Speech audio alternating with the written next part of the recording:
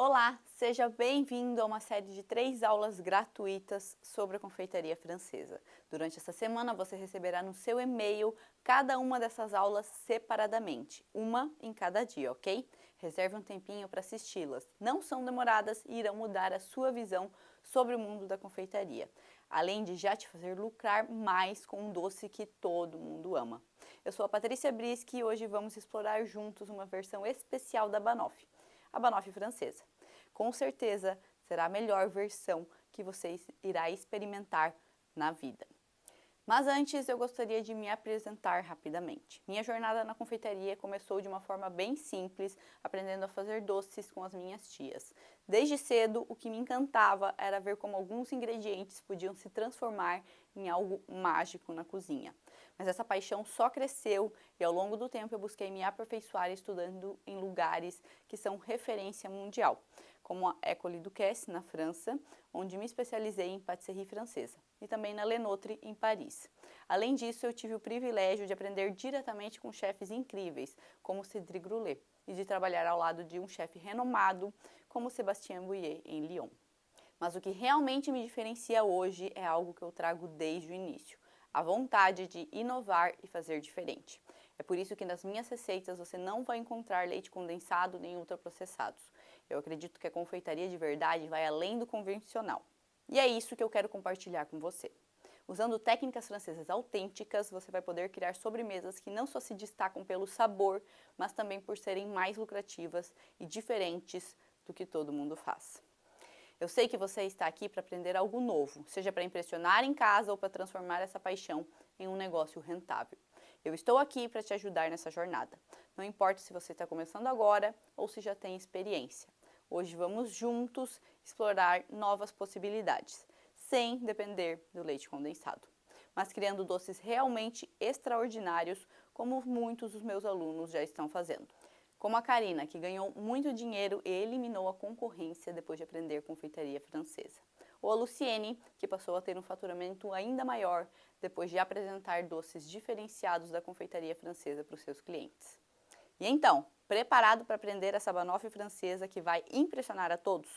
Com os ingredientes que valorizam ainda mais o seu trabalho e, é claro, com técnicas que vão elevar os seus doces a outro nível. Pegue seus utensílios e vamos começar. A confeitaria francesa pode parecer sofisticada, mas com as técnicas certas você vai ver como é possível criar algo espetacular com ingredientes simples e, claro, muito lucrativos. Então, para começar, essa receita, a gente vai iniciar ela pela pâte sucrée, tá? Pâte sucrée é uma massa seca, amanteigada da confeitaria francesa, um pouquinho mais adocicada, mas ela tem uma característica de crocância, muito predominante, principalmente pela técnica que a gente faz ela e também pela quantidade de gordura, de manteiga. Então, aqui a gente tem manteiga em cubo gelada, tá? A gente vai fazer a pâte sucrée pela técnica da sablage, Existem algumas técnicas, que a gente pode fazer a massa seca e uma delas é a sablage, que vem do nome sablé, que é areia em francês. Então a gente tem cubos de manteiga gelada aqui. Para essa técnica, a manteiga precisa estar gelada, tá? E todos os secos da receita vão entrar aqui junto, já de uma vez no bowl, tá? Então, ó, manteiga aqui em cubinhos gelada. Aqui eu tenho açúcar impalpável e cacau em pó, já estão peneirados os dois. Por que eu estou utilizando o açúcar impalpável aqui, O açúcar impalpável é aquele que tem um pouco mais de amido, e tem amido na sua composição. Diferente do açúcar de confeiteiro, ajuda um pouco mais na estrutura. Mas se não tiver, pode ser o açúcar de confeiteiro também. Mas o principal aqui, do uso de açúcar impalpável de confeiteiro é pela característica de ele ser muito fininho, Ó, ele é bem fino, quase um pozinho, então ele vai deixar a nossa massa mais lisa, Se for um açúcar mais grosso, com uma granulometria maior, aí a nossa massa não fica tão lisinha, tão bonita no final, tá? Então, aqui eu tenho o cacau em pó, açúcar, o trigo, tá? Já entra todo de uma vez no início com a manteiga gelada. E o que vai acontecer na técnica da sablage? Como a gente tem a manteiga gelada, esses cubinhos, né, da manteiga vão impermeabilizar o trigo, né, os grânulos, né, do trigo, impedindo que haja desenvolvimento de glúten, tá? Por isso que a gente pode no início adicionar o trigo e começar a bater, né, começar a misturar, porque a manteiga gelada vai fazer essa impermeabilização do trigo e vai impedir o desenvolvimento do glúten. Se a manteiga estivesse amolecida, não ia acontecer isso, ia ter mais água, né, já no início da receita, porque ela iria estar mais derretida, né, e aí ia acabar desenvolvendo o glúten, a gente ia acabar com uma massa muito dura, né, muito firme, que retrai no forno também e que é dura de comer, tá? Então, por isso a importância também de conhecer esses ingredientes, como eles funcionam e por que a gente está fazendo assim. Então, agora a gente vai colocar esse batedor aqui folha, tá? Não pode ser o gancho, nem o outro globo, né? Porque a gente não quer aeração e nem sovar a massa. E agora, na velocidade mais baixa, a gente vai misturar até tudo formar uma areia úmida, tá?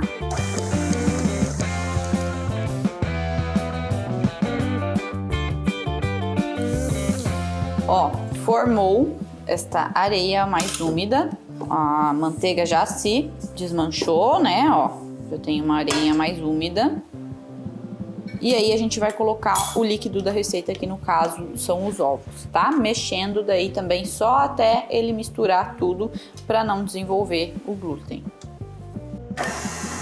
Velocidade baixa também.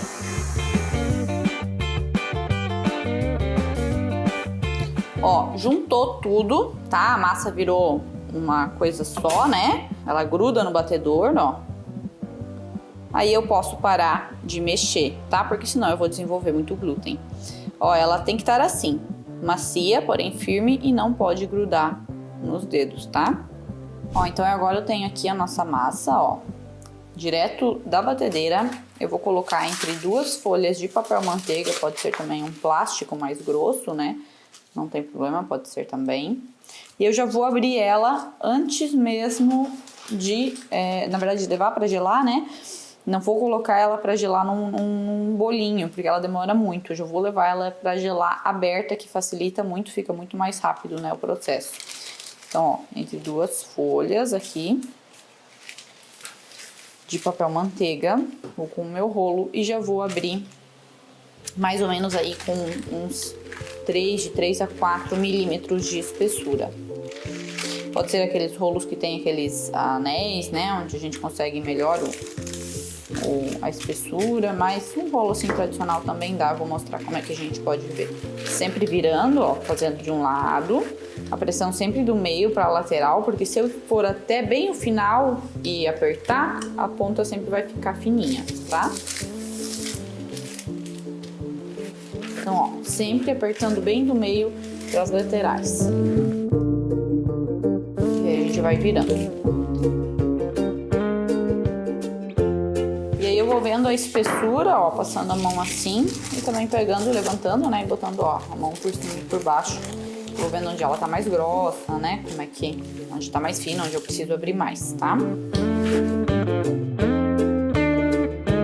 Ó, daí se eu preciso abrir mais pra lá, eu vou fazendo a força do meio pro lado de lá, ó, empurrando a massa.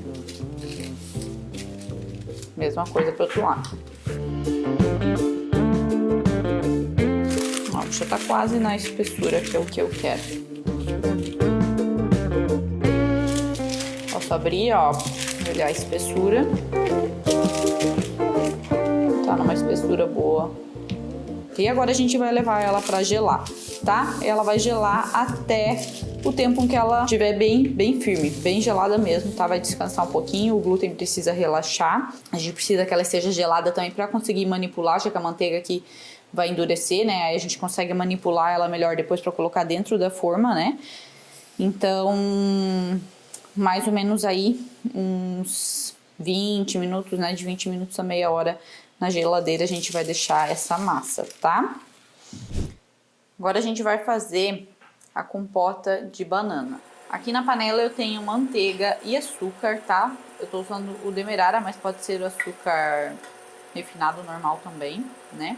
A gente vai derreter primeiro os dois, né? Caramelizar um pouquinho o açúcar, algo assim bem de leve, né? Bem rapidinho mesmo.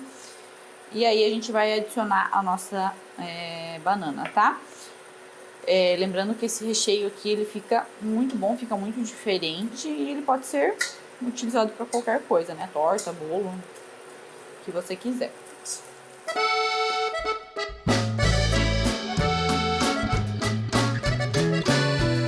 Ó, começou a dourar um pouquinho, eu vou adicionar a banana picada, ó, eu tenho aqui a banana picada e suco de limão.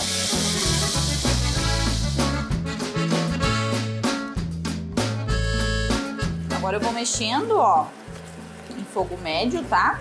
De 3 a 5 minutinhos até a banana, né, já desmanchar um pouquinho mais, né, até esse líquido evaporar também um pouco. E aí a gente vai ter pronto a nossa compota de banana.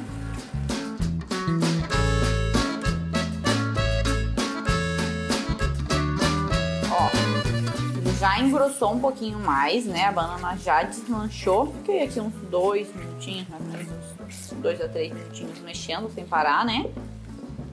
E aí já tá pronta a nossa compota. Essa é a textura dela. A aula de hoje já te deu uma ideia do mundo de possibilidades que a confeitaria francesa oferece, né? Vamos encerrar por aqui, mas em breve você receberá a segunda aula da deliciosa banoffee francesa. Até lá!